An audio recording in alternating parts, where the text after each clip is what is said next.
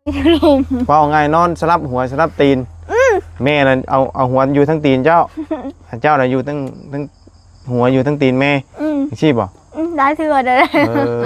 นอนละเมอบ่หรือว่าตั้งควงลงมาเองบ่ฮู้เลยเป็นเองมันแต่กลางคืนได้แต่กลางคืนนะลูกคือเก่า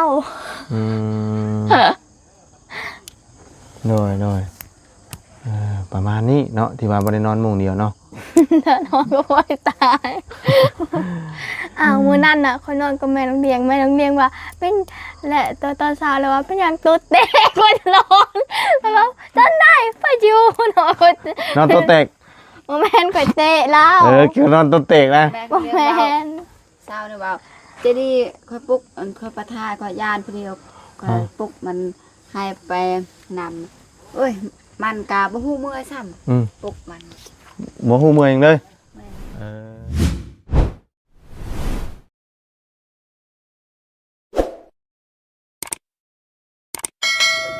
มาพี่น้องกันเนาะเป็นจังไดทั้งนี้ไปหานำเข้านำน้ำมาแล้วเราก็เนาะบ่มีไผอยู่แน่มื้อนี้พี่น้องเอ้ยเนาะเลยมาพบพ่อบรรยากาศค่ำๆมืดๆสบายดีเอ้ยสบายดีเนาะหากะมาบ่โอ้มากะค่ำมาดีเนาะไปได้เช้ามื้อไปอีกฮะแต่ว่าต้องไปอีกมื้อเนาะบ่ไปก็บ่ได้เนาะเพราะว่ามันยังทันได้แล้วเนาะมันเอ้ยบ่มีให้ได้มาให้กับข้าวเดี๋ยวน้อยกับข้าวเอาลูกซอยมันเป็นข้าวกับเฮาให้อยู่เป่านึง2เป่าโอ้แบบว่าถ้าว่าเป็นข้าวนี่เพิ่นเอาข้าวให้เฮาสิบ่เป่านึง2เป่าสิเนาะค่าเฮาไปเฮ็ดนำเป็นกันบ่เป็นก็บ่ฮอดแล้วถ้าบ่เป็นก็บ่ได้โดยคำเป็นก็ได้เขาบ่เป็นก็บ่ได้เขาเนาะเอาบ่ได้หาเฮงมาเฮ็ดมันเจ้าบ่ซะคันเอาแห้งเฮ็ดมันเข้าก็คนมันคือกันนี่ต่างหากแบบมื้อนอกอ๋อตัวนี้ต่างหากบ่นับรวมตัวนี้เนาะเข้ากับมันคือกันเด้โดยเอาเนาะมื้อนี้เพิ่นก็ไปเบิดมื้อพี่น้องเนาะทั้งจะดีและเอาน้องเนาะกับน้าสาวซอยๆกันกับอยู่กับ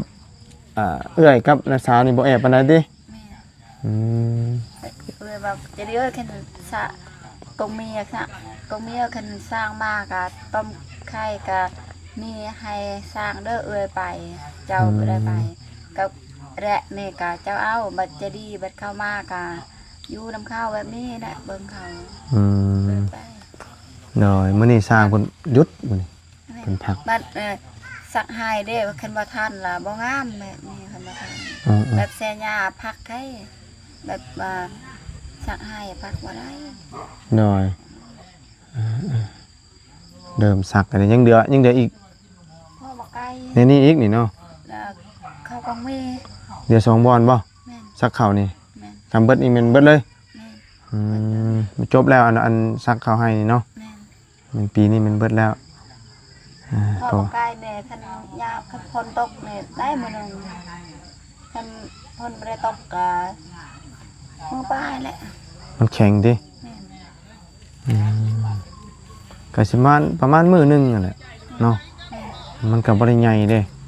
อีกอย่างมันหม่องซักได้ซักบ่ได้เด้นี่มันเป็นดินมาดินนานเนาะบอนซักได้แน่ซักบ่ได้แน่ก็ถือว่าสิประมาณมื้อนึงมื้ออันน้อยๆคือกันเนี่ยเนาะคืออันสิไปซักมื้อนี่ก็มื้อนึงกับประมาณ 8-9 โมงเนาะ9 โมงครับดิ่งตามเฮาไปแต่เช้าเนาะจะคนจะไปเพิ่น4คนพอบ่ไกลนะพอบ่ไกลก็เพื่อนมันเลยมันเอาแฮเพื่อนมันมันเอ้ยนี่ก็แบบว่าไปซอยเขาซอยกับแบบว่าเป็นข้าวบรรยากาศเขาให้แบบบ่ได้ซอยข้าวกับเขาบ่ได้ให้คือกันบ่ได้ข้าวกินมาใจดีอยู่พุ่นนะน้องเนาะ เออมาแล้วเจดีพี่น้องเนาะสบายดีละสบายดีเนาะเมื่อยบ่น้องเอาน้องแทนแม่ฮะเมื่อยอยู่บ่เป็นได้ไดฮะ เมื่อย ดื้อบ่น้องดื้อบ่ ดูอยู่ ดื้ออยู่ไปบ่จะไปซักเขาให้ ไป ฮะ ไปใส่ทางที่ใส่ เอาซักแทนแม่นี่นะ ก็ยาน ฮะ ยานอยู่นั้น ย่านยังน่ะ ยานคน เอ้า ก็เคยไปสักที่นั้นแต่สักให้แม่เท้าสักอยู่ ถ้าซักให้เท่าเองนี่ซักดิ ชัก เขาว่าไปวันนั้นบ่ไป ยาน เอาย่านแบบนี้น่ะ เท้า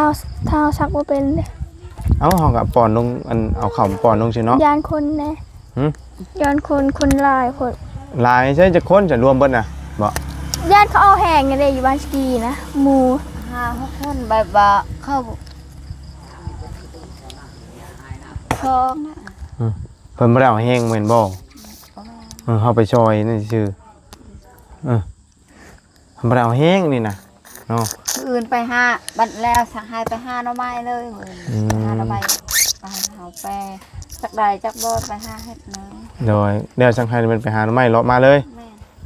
อืม แต่เช้า โดยเนาะก็ยิงตามมาไปแต่เช้ามื้อเช้านี่ไปเช้าแต่บ่ประมาณ 7:00 นกลับมา5:00 นโดยเนาะเพราะว่ามื้อนี้มันเป็นมื้อที่ว่าเงียบๆแน่พี่น้องเนาะสร้างก็บ่มาทางเฮือนนี่ก็บ่อยู่เฮือนนั่นก็บ่อยู่เฮือนนี่ก็บ่อยู่พี่น้องเนาะก็เลยบ่ได้ถ่ายคลิปให้พ่อพี่น้องเบิ่งเนาะถ่ายแต่เช้าพวกพี่น้องเลยเนาะก็เลยเป็นคลิปมืดแน่ขาเพิ่นกลับมาเนาะเอาก็นอนพักผ่อนอยู่เพื่อนเนาะ อากาศมันก็ร้อนแน่อากาศร้อนหลายก็คือหูนะพี่น้องมันเฮ็ดให้เฮาถ่ายคลิปหน้าโทรศัพท์ร้อนมันเด้งออกยันโทรศัพท์ระเบิดกินข้าวแรงนะบ่ยังไม่ได้กินเฮ็ดได้กินจ้ะ แม่เฮ็ดกินไก่ทำซื้อมา เฮ็ดเคียงไก่โดยทั้งนั้นเพิ่นไปสอนป่ากันนะสอนป่าเฮ็ดได้อยู่ ชาวนา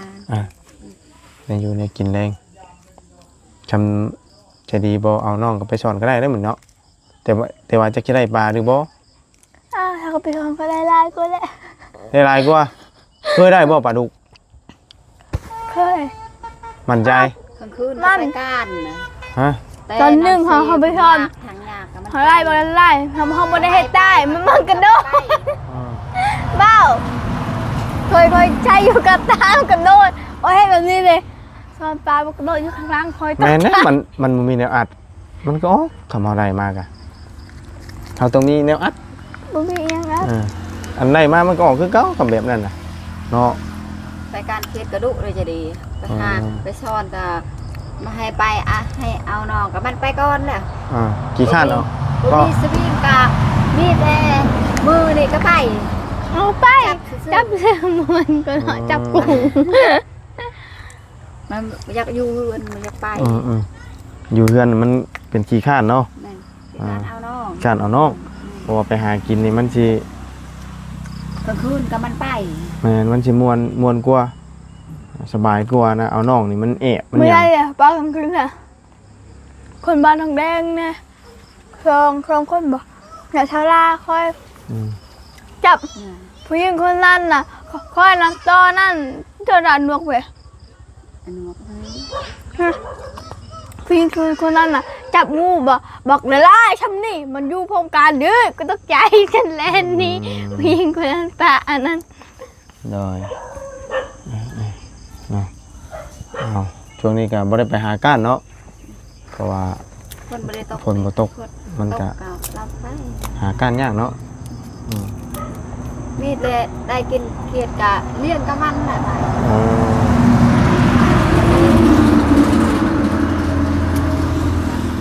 เป็นยามพ่นละได้กินอยู่อาหารแบบเขียด แต่ว่าอันว่าฝนบ่ตกมันเขียดมันก็บ่อยากออก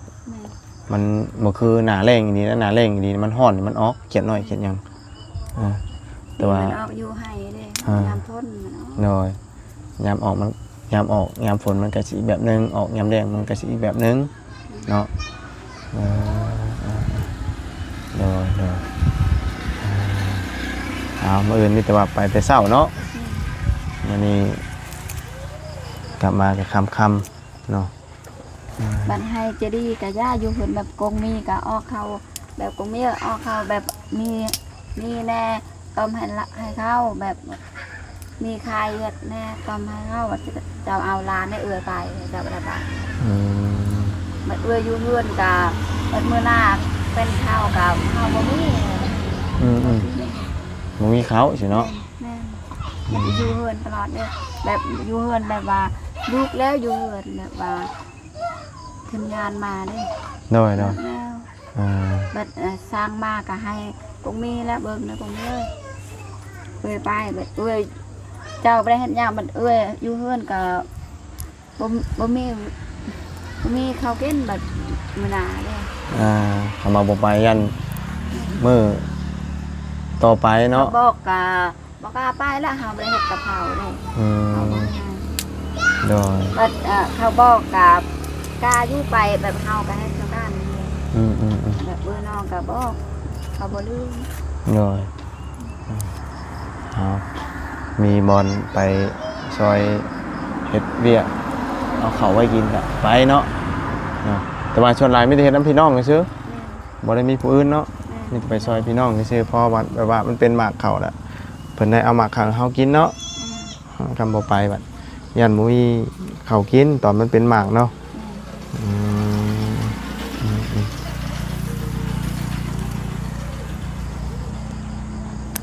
ชวนมันเจ้าได้บ่ได้เสียหญ้าเสียหยังเลยบ่ หมดแล้วก่อน เสียอะไร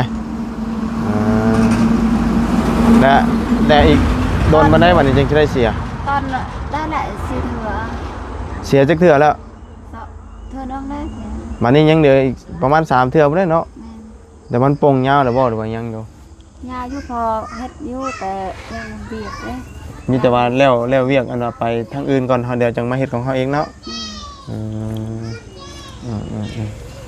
แบบว่าหญ้าไว้ก่อนก็ได้แบบว่าสักให้นี่ให้มันแล้วก็ เนาะ ยามนี้บัดกายละสักบ่ได้ เนาะการได้ซักบ่ได้เนาะ คือหญ้านี่แบบว่าหักก็ได้ แบบว่าสักให้ในทันเวลา เพราะว่ามันยันมันบิดอันเลยฤดูการซักเนาะ แม่น มันสิออกช้าออกช้าหรือว่ามันแตกกกแตกกอช้าแล้วเนาะแต่ว่า เนี่ยตอนละพอเขาจะดีอยู่แหละ อันหญ้ามันบ่ แม่นพาแหละนี่ไป โดยแต่ว่าเพิ่นบ่ได้ไปเชียร์บ่ตอนนั้นน่ะมีแต่ว่าเจ้าไปเชียร์ผู้เดียว แม่น เอาลูกไปนำพร้อม บางเทื่อก็ลูกไปพ่อบางเทื่อก็จะได้เอามา อืม มันไม่ได้เอา แต่ว่าเพิ่นน่ะบ่ได้เอาเลยตอนน่ะ แม่นมันเอามือนึงก็มาฮอดมือนึงละมันนำละมันพาลูกนำให้มา แล้วตอนปลูกนำกันบ่ บ่ จะปลูกผู้เดียวอีกตอนนั้นก็ แม่นปลูกเองน่ะมันไม่ได้ปลูกนะ เออบัดนี้ถ้าว่าคือฮ้อนฤดูกาลคนมันซะเพิ่นสิบ่มาอันอยากได้นำบ่ บัดยามันแต่บัดเงินแต่มาทานมันบัด บ่คือแบบสมมุติตอนนี้เนาะคือเฮาปะกันไปแล้วนี่ฮอดยามอันหัวมันเพิ่นสิบ่อยากได้นำบ่แบบว่าอยากมากลนเอานำสิ บ่ บ่ได้เนาะ เราไม่ได้เว้าหยังเนาะเราไม่ได้เฮ็ดนี่ มีแต่เจ้าเฮ็ดผู้เดียวอันมันนี่ก็ได้ แม่น เออ แบบว่ารถไทยก็แบบเอื้อยหมดนะปลูกมันยังกับไทยดินมันยังกับเราปั่นให้พอเขาเลี้ยงก็พอแซงปั่นให้เลย แบบว่าแม่นแบบซีมือวันเห็ดหมด ด้วย ไทยดินกะแบบว่าแห้งเอื้อยนี่ปลูกก่อนมันได้เห็ดเลยคือ ด้วยบ่เฮ็ดหยังเลยเนาะ เราไม่งอยังได้มือหนึงกับมันไม่ได้ไปเลย บัดอยู่นำการบัดมือหนึงไม่ได้ไปกับไม่ได้ว่าดอกเอาแต่ลูกนั่น ก็ได้ อยู่นำกัน โดยเอาประมาณนั้นก็ปล่อยมันผ่านไปเนาะเป็นไรซะดีแล้วเนาะ แบบไม่ได้เพ็ดยากแต่มันไม่อยากอยู่ มันอยากอยู่บ้านเองคิดฮอดลูกคิดฮอดแม่เอ้ยน้องอยากอยู่บ้านเอง อันล่าสุดนี่บ่ แม่ บ่อยากอยู่บ้านนี่ซื่อๆเด็กเมื่อพุ่นแต่อยากชวนเจ้าเมื่อสิบ่ แม่ โดยก็ดีแล้วเนาะในแยกทางกันมันก็คือว่าแหละ2เทื่อได้2เทื่อ3เทื่อเลยเนาะบัดนี้ก็เฮือนชานอยู่กับซิมีแหละก็บ่ต้องคิดอย่างไรเนาะแค่นี่เฮือนก็สิแล้วเด้อีกบ่กี่มื้อเพิ่นเฮ็ดตลอดก็แล้วคือมื้อนี้เพิ่นมีเวียกทางไปเพิ่นก็หยุดพักก่อนเนาะแต่ว่ารอมื้ออื่นเพิ่นก็จะบ่มีเวียกเพิ่นก็เฮ็ดตลอดเนาะเฮ็ดชั่วโมงนั่นแหละมันเฮ็ดชั่วโมงก็ประมาณ10ปลายมื้อก็แล้วบ่เฮิงมาชั่วโมงนะแต่ว่านี่แหละเจ้ามีหยังไปเฮ็ดก็ไปเฮ็ดก่อนเนาะในสร้างเพิ่นก็บ่มีหรอกข้าวน้ำเพิ่นก็หามากินเองเนาะเรื่องอาหารการกินก็เฮามีก็ให้เพิ่นกินบ่มีก็บ่เป็นหยังเพิ่นก็บ่ได้ซีเรียสเนาะ เต็มข้าวออกตลอดแบบตอนเช้าตอนเที่ยงแบบเราไม่ได้กินเนาะแบบมาออกเป็นจอมตอกยานเด้อแบบว่าชำเฮือนเองแบบเป็นนัวมักแม่นอย่างตามมดมาเอาเองแบบบ่ได้มาแต่เฮ็ดเวียก โดย ตามมาแล้วบ่ได้ต้องยาน โดย เอาเองก็ได้บัดเอาไปอยู่ตารางแบบบ่เปื้อนบ่มีเงินค้ำดอกอยู่เฮือน โดยมีก็หาค่อยเป็นค่อยไป บอกมันแล้วเนาะ มันนี่ก็มาแต่ให้แต่สวนก็เบิดแล้วเนาะคือฝนสิตกมื้อนี้พี่น้องเอ้ยลมแรงก็บ่มีใบตองกล้วยก็บ่ปลิวเลยบาดนี้โอ้พี่น้องเอ้ยเนาะซื่อๆอยู่เนาะใบตองก็ได้ฮอดบ่ปลิวบ่หยังจะดียังบ่ได้อาบน้ำจักบ่ ต้องบริอาบ ฮะบ่อาบบ่มื้อนี้ ถ้าสลาอาบกับสลาย่านผู้เดียว เอาสิไปอาบใช่คือสิยานเอาก็บ่อาบจัง อาบที่นั่นย่าน ย่านจัง ย่าน แต่เก่า มัน เคยอาบ ค คำก็สิยานยังบ่ได้มีหยัง ำโอ้ย่านเลย อ๋อแต่เก่าได้จ้ะ ที่เขาบริอาบเขานับอาบแต่ตอนแรงตอน5 โมง4 โมงใครเนี่ยผูกว่าย่าน อ๋อมันก็สิมีหยังมันก็ มี ใกล้ๆนี่ คำย่าน คำก็มีหยัง มัน ติ ควรจะแต่กัน เนาะ โอ้สลายังย่านของย่าน ย่านผีบ่บ่ว่า โอ้ย่านเลย เออ แต่อาพร้อมกันมือนั้นคือกันอาพร้อมกันอาผู้เดียวย่าน อาผู้เดียวย่าน เราก็ย่านคือกันทำไมผู้เดียวก่อย ย่านผีพี่น้องเนาะมันย่านผีเพิ่นว่า เออ ทำจะดียุ่งได้กัดยาวจำได้กลางวง เพิ่นว่าบ่กัดเพิ่นว่าถามว่าเป็นหยังคือบ่ขอนอนนำแม่นอนควงย่านตีนเตะเพิ่นว่า อ้าวฉันนอนค่อยเตะ ฮะ ตีนเขาอยู่เทิงตัวเขาทั่วเขาอยู่ที่ลม เว้าง่ายนอนสลับหัวสลับตีนแม่น่ะเอาหัวอยู่ทั้งตีนเจ้าเจ้าน่ะอยู่ทั้งหัวอยู่ทั้งตีนแม่ใช่บ่ ได้เถื่อได้ นอนละเมอบ่หรือว่าตั้งควงลงมาเอง บ่ บ่ฮู้เลย เป็นเองมัน นอนกา แล้วกลางคืนนะแล้วกลางคืนนะลูกคือเก้า โดยประมาณนี้เนาะที่ว่าบ่ได้นอนมุ้งเดียวเนาะ นอนก็ไม่ตาย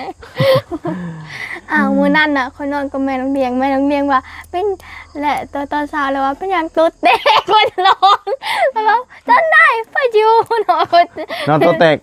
โมแมนข่อยเตะแล้ว คือนอนตัวเตกนะ โมแมน เศร้าเนี่ยว่าจะดีค่อยปลุกค่อยประทายค่อยยานเดียวค่อยปลุกมันให้ไปนำเอ้ยมันกาบ่ฮู้เมื่อยซ้ำปลุกมัน บ่ฮู้เมื่อยจังเลย แม่น แม่เลี้ยงว่า เอา ปลุกจะนี่ โ โดย อ้าวก็ค่อยตื่นคือกันได้ นอนละเมอเลย บางเทื่อค่อยฮู้อยู่ค่อยตกและลูกอีกลูกก็ตกอีก ลูกก็ตกคือเก่าเนาะเอาสาพี่น้องมีแต่ว่า ในกระบดลงจะไม่ มื้ออื่นเนาะสร้างเพิ่นสิมาดำเนินการต่อมื้อนี้คือฝนสิตกอยู่เด้นี่ครึมๆอยู่ท้องฟ้าก็ได้มีเมฆอันนั้นอยู่หมอกครึมจับเนาะมื้ออื่นไปแต่เช้าคือเก่าเนาะให้แล้วไว้เนาะแล้วไว้มาไว้แล้วไว้ก็หาน้ำมันเลาะมาเลยมาแกงเลยเนาะมื้ออื่นสร้างมาเลยล่ะมื้อนี้เพิ่นมีธุระเนาะมีเวียกมีงานไปก็แม่นบ่ได้มาเนาะเพิ่นตั้งเฮ็ดก็บ่ได้เฮิงดอกเฮือนน่ะเนาะเดี๋ยวก็ได้ขึ้นอยู่แล้วล่ะเพราะว่าหน้าฝนแล้วก็บ่ฝนบ่นานแล้วพี่น้องเอ้ยสิได้ขึ้นอยู่ขึ้นเซาเนาะขึ้นไปนอนสบายแล้วบัดนี้เนาะถือว่าโอเคแล้วหลังคาสิบ่ห่วงมันยังแล้วบัดนี้เนาะบ่ยานนะคันแตกนอนเงินไม้เนี่ย เนาะบ่ต้องย้านฝนเนาะ แม่นนอนอยู่นานย่านนะเข้ามาได้เปิดประตูย่านคนแน่เด้อเนาะประตูก็แม่นสิมี อยู่ในย่านดอกบ่มีดอกหูย่านแต่คน ย่านแต่คนเนาะผีมันบ่ได้มานั่นเนาะ เป็นได้เวิร์นปากชื่อพุ่นน่ะ มีแต่ว่าตัวคนนะตัวย่านเนาะ นี่อัดไว้กะนอนอุ่นนะนอนหลับ โดย เพื่อนตอนนั้นเป็นข้าวเอาคน